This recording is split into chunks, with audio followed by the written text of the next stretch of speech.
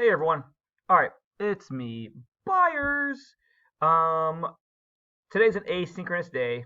It's Tuesday, the 26th. Okay. Your task today is to watch this lecture, view the presentation that I'm about to go over, hear everything I'm saying. Okay. We're gonna watch this little video. The notes I'm going over today are right here. I'm going to explain intersectionality. I'm going to explain Tolman method. Well, actually, I'm going to review the Tolman method of writing because you should already be familiar with that. And then I'm going to go over this week's assignment and how to do it and when it is due. Okay? So let's begin first with the PowerPoint. Okay. So we are going over, this is actually out of order. It should be intersectionality first, then the perfect paragraph, then soul. All right, this week's assignment, if you go to Google Classroom, all right, you'll see the assignment that says, you have to scroll down to the bottom, it says, after reading chapter 15, soul. And when you click on that, you'll see the directions say, after reading chapter 15, soul, by Sojourner Truth, from the book Stamped from the Beginning, explain the intersectionality that Sojourner was faced with. Explain the double meaning in the two audiences she was addressing when she states, "Ain't I a woman?" Okay, so right now, you might not know what this means at all, which is fine. I am telling you the assignment that you're going to be completing, and then I'm gonna back up and go through all the different things that you need to know in order to do this assignment, okay? But this is the goal in mind. So first, we have to begin with, well, what is intersectionality? And if you remember our discussion on Monday and the previous week, you should have somewhat of a working understanding of that term, which means that when people deal with multiple forms of discrimination. So intersectionality is a framework for understanding how aspects of a person's social and political identities combine to create different modes of discrimination and privilege. Examples of all these aspects are gender, caste, sex, race, class, sexuality, religion, disability, and physical appearance. So like we discussed with Trevor Noah, his intersectionality was dealing with classism, because he was very impoverished, and racism. They attack him on two fronts. Many people who are homosexuals also suffer from being poor, and how their life in lower economic means is also affected by their identity. And so this causes a lot of difficulty for people in that the ways to improve their lives cannot just be found in one singular method. All right, so to help better understand this, we're going to watch this video about the intersectionality between femaleness and blackness. This is about women, black women, and how they've had to combat both sexism and racism. This video is here, okay? It's on, it's in our Tuesday's announcements. So here we go. I'm gonna play this for you. And if it doesn't appear very well on this screen, now if this doesn't play very well through me sharing my screen, you can always watch it yourself. Here we go.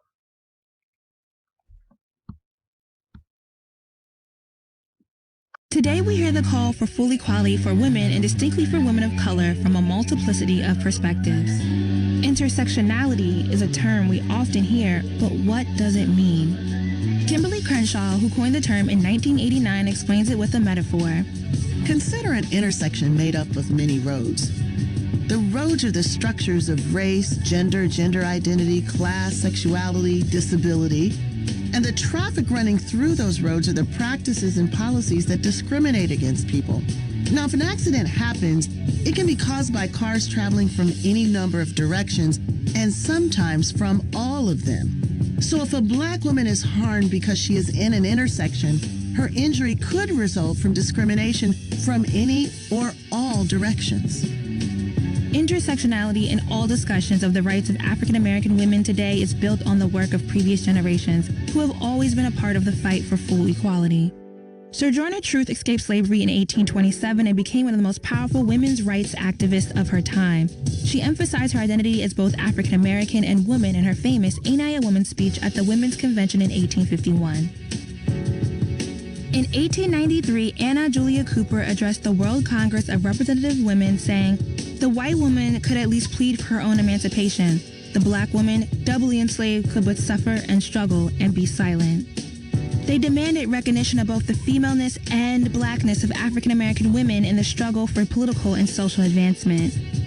In 1951, the Sojourners for Truth put a call out to Negro women to convene in Washington, D.C. for a Sojourn for Truth and Justice.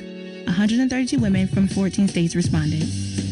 During the Sojourners' last Eastern Seaboard Conference, they discussed the organizational tenets of fighting against triple oppression facing working-class Black women of racism, sexism, and classism. Their efforts were a precursor to the Black freedom activism of the Black Power era and the Black feminist movement. Named for a raid led by Harriet Tubman, which freed more than 750 slaves, the Combahee River Collective was founded in 1974 by a group of self-identified queer Black feminists. Their Combahee River Collective statement was one of the earliest explorations of the intersection of multiple oppressions to include sexuality. They stated, "Our politics initially sprang from the shared belief that Black women are inherently valuable." The words and actions of these leaders continue to contribute to today's discussion around intersectionality, feminism, and civil rights that demand equality and inclusion for all.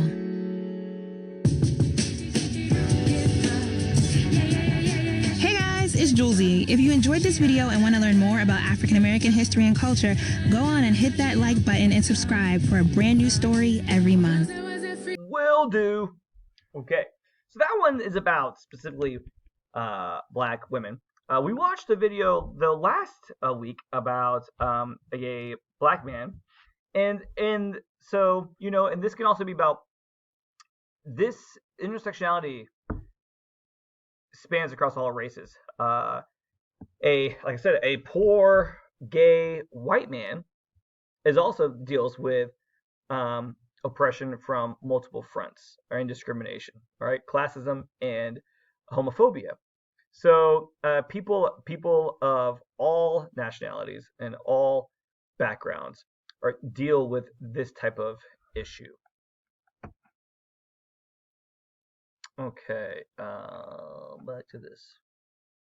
So you're going to be reading a piece by Sojourner Truth. No, it's about Sojourner Truth. It's not by her, where she is addressing being a woman, but then also having to stand up for herself for being Black. Now, after you read this, you're going to have to write a response to the question, okay, that was asked. And so the purpose of this task is to really just work on your writing. I've given you a very short page-and-a-half thing to read, and then you're going to write about it. And the writing about it is the main purpose of this task, okay? And the standards that we're covering relate to the writing, all right? And so you're going to be writing a very well-organized response in the form of a paragraph. Last semester, I went over with you the Tolman method of writing paragraphs. And now I'm going to review that, okay? If you remember well, so we used this last semester, especially when writing about You Remind Me of You. There are three parts to a paragraph. There's the claim, there's the support, and then there's the analysis. All three parts need to be in your paragraph. The claim is your first sentence and the main idea of the paragraph. It is the simplistic answer to the question. Your support includes quotes and summaries from primary and secondary sources. It deals with quotes or a summary from the text to prove what you are trying to say. And the analysis is the majority of your paragraph. This is where you discuss in depth your explanation and analysis of your claim. So this is where you really try to analyze and explain and make it very clear what you believe. So for example, here we have this paragraph, okay? I'm going to read this paragraph to you so that way after I read it, then we're going to break it up and I'm going to show you where the claim and the support and the analysis exists in this, okay? This is on a story called Where Are You Going, Where Have You Been? You have not read it, which is fine. I don't want you to understand necessarily the ideas. I just want you to understand the way that this paragraph is organized. So Where Are You Going, Where Have You Been is a coming of age story about an adolescent girl that symbolically ages from a girl to a woman and learns about the dangers and harsh realities that exist outside of the safety and security of her parents' boring home. Marie Urbansky argues that the story is an allegory which applies existential initiation rites to the biblical seduction myth to represent every man's transition from the illusion of free will to the realization of external determined fate. End quote. Up until the point Arnold's friend comes to her house and scares her out of it, Colleen is living a sheltered and safe life. She's happy and carefree. She's a child living in the security of her parents' home. Arnold represents the dangers of everyday life. The readers do not know if he is someone who is going to help Colleen or if he's going to hurt her. When she finally decides to go with him, she is full of fear. Maturity and adulthood have the same effect on some individuals. Flying the coop and moving out on one's own can be very scary for young people, but it is a necessary step to independence. All right, so here's this paragraph about a story that you've not read, but that doesn't matter. I just want you to read the paragraph. And now the next slide is going to show how this paragraph is broken up into the three parts of the Talmud. Okay?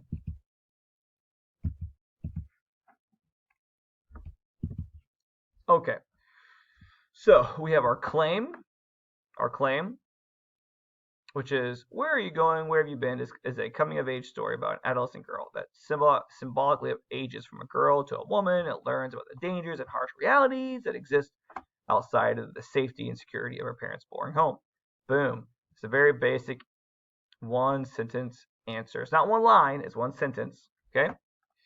Support is this quote by Marie Urbansky. And then here's the explanation. I'm not going to read it again to you. The analysis is the explanation where I explain my point that I'm making. And if you notice, look, 1, 2, 3, 4, 5, 6 lines.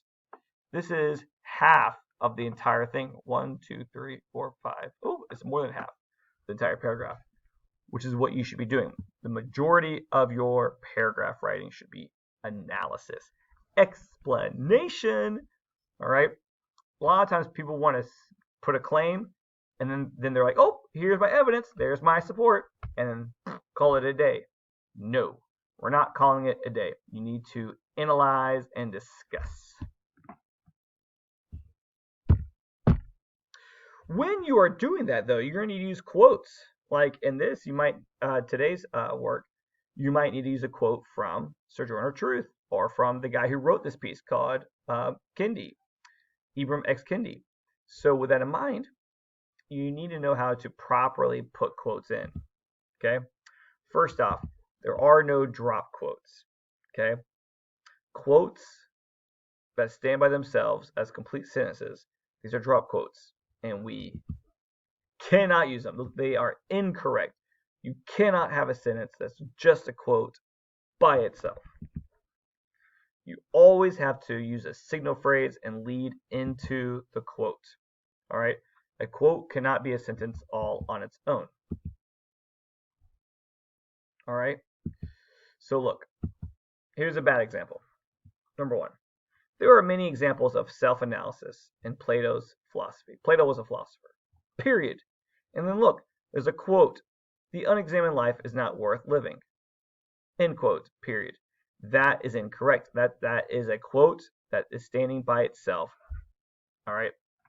See, this is my period. I have my sentence, period, and then I have a quote and a period. That's wrong. All right. same thing. It's the same exact type of example. Okay. What you have to do is integrate the two sentences together. All right. So that way we have a complete sentence with a quote attached to that sentence. Plato thinks people should analyze their own lives because, quote, the unexamined life is not worth living, quotation, period. The quote must be attached to the sentence. It must be inside of it. If I were to delete this quote, if I deleted this quote, then this sentence would be incomplete. It would read incomplete. It wouldn't make sense. All right, well, how do you integrate quotes? So you begin with something like the author, or the speaker's name, or Kendi writes, or Sojourner Truth said, and then you have some sort of verb. The author analyzes. Sojourner Truth points out that blank. Kendi predicts that this will happen. Blah, blah, blah, blah, blah. All right, these are all verbs that you can use leading into a quote. Okay, so you can use those if you want to when you are writing. But you cannot have a quote by itself. I'm going to take points off if you have a quote that's not integrated. And you need to use quotes in this. Okay? When you are writing your response, always write in third person. Don't begin with statements like, in my opinion, I think this. It is my humble thoughts that blah, blah, blah, blah, blah. I believe. Don't write in first person. Only write in third person. Okay? Always try to write in present tense. Meaning, write about how Sojourner Truth walks into this women's voting rights meeting. And she says to the crowd, ain't I a woman? Present tense. Don't write in past tense. Don't say she walked in and then said this. Because if I go to the passage and I read it, it's happening right then. Okay? So like when Janine sees the guard, she hopes to get his attention. That's correct. That's present tense. It would be incorrect to write when Janine saw the guard, she tried to get his attention. Because that's past tense and the story is written in present tense. Okay. So this is what you are answering. After reading chapter 15, Soul, Sojourner Truth, from Stamped from the Beginning, explain the intersectionality that Sojourner was faced with. Explain the double meaning in the two audiences she was addressing when she states, ain't I a woman? Okay? Ain't I a woman? What is she saying? And who is she saying that to? So, here's a frame that you can use to set up your paragraph, and then you fill in all the blanks with all the multiple sentences. Something like, after reading Soul, Sojourner Truth is dealing with the intersectionality of blank and blank. This can be inferred when she says blank, blank, blank, blank, blank. The double meaning in her question, ain't I a woman, draws attention to her being blank and blank. She is implying that, and then you have your analysis, okay? This can be inferred when the author says. It doesn't have to be she, because it can be, if it's the narrator, it's a he. If it is something that Sojourner says herself, then it's a she. So, you can use this frame and to help you organize your thoughts, or you can totally ignore it. Okay? You're going to have a week to work on this. This is going to be due on February 3rd. Okay? I like things due at the beginning of the day on Wednesdays, so I can grade them on Wednesday while you are working on the vocabulary. And then anything left over, I can grade on Friday. So this will be due on Wednesday morning, February 3rd. You can begin this tomorrow. I'm sorry. Yeah, you can begin this tomorrow after you complete your vocab work. Ideally today, you watch this, and then you read the Sojourner Truth chapter. That's what you should be doing today, is watching this and reading the chapter. And tomorrow, on Wednesday, after you do your vocab work, you can start working on writing this paragraph. We're going to Zoom on Thursday. and have it as a work day where I can talk to you individually if you want help. We'll be live Zoom, but you'll be working on this. You can finish it on Friday after you complete your vocab work. And then after Friday, you won't have any other class time to work on this. It'll be all homework if you've not finished writing a really good long paragraph. Long paragraph, not short. Long! And I'll be grading it on Wednesday, February 3rd. Okay, now, today, Tuesday, you need to make sure that your Go Hitler is submitted.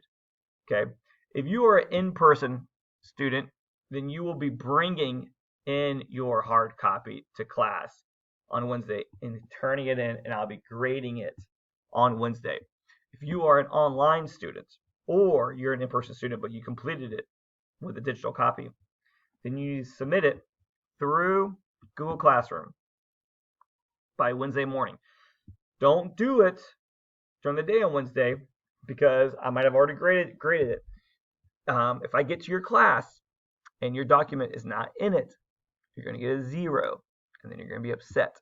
And then when I do grade it as being late, you're going to get points off. Okay?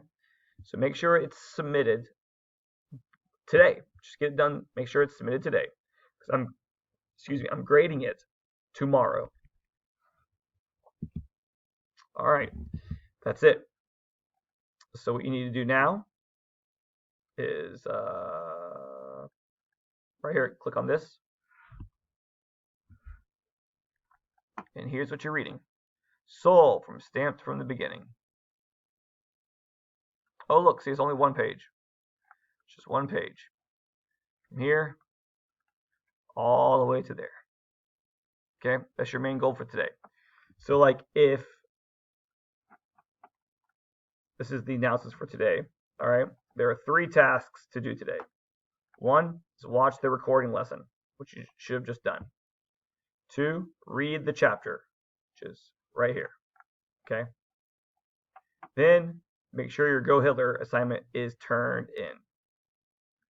Those are the 3 main things you need to do for Tuesday. Okay. Wednesday, I've already listed Wednesday here, what you're doing.